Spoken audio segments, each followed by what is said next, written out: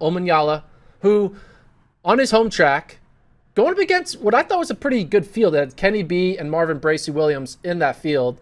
There was a false start. The crowd was too loud, so they had to constantly redo the start. But Omanyala pulls away, runs 984 into a headwind, minus 0.5.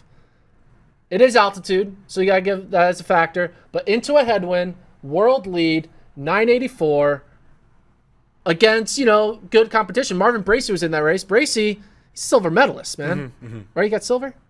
Yeah, silver medalist. Or do you get bronze? Bromell was bronze. Bromell was bronze. Okay. But like Bracey, 1003. Kenny B, great race. 998 for a second. Gotta love it. Kenny B coming in the clutch there. I love that.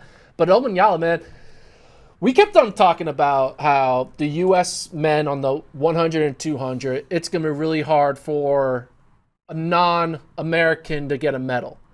But we're seeing non-Americans on the men's sprint side on both the 2 and the 1 continue to perform.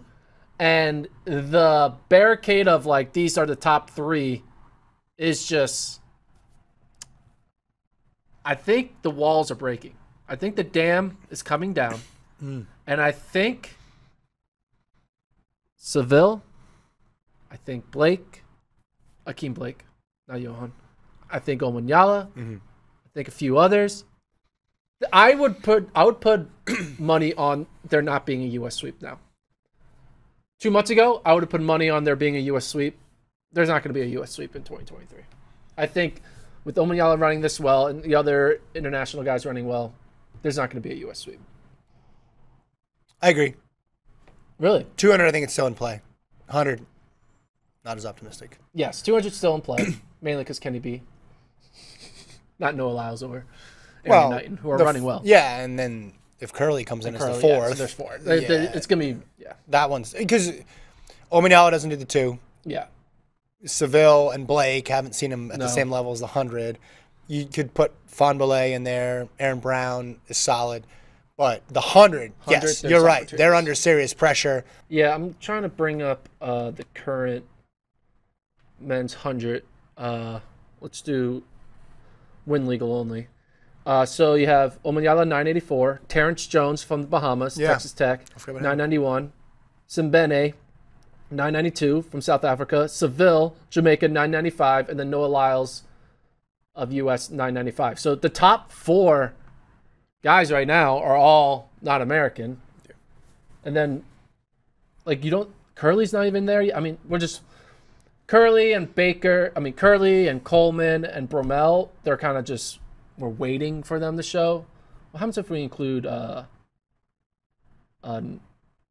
non-win legal times, though? So we include non-win legal times. Then you get Charleston and Asinga, but yeah, it's right now. Tobago, I forgot about that. He ran 991 when aided. It's the big 3 of Curley, Bromell, and Bracey.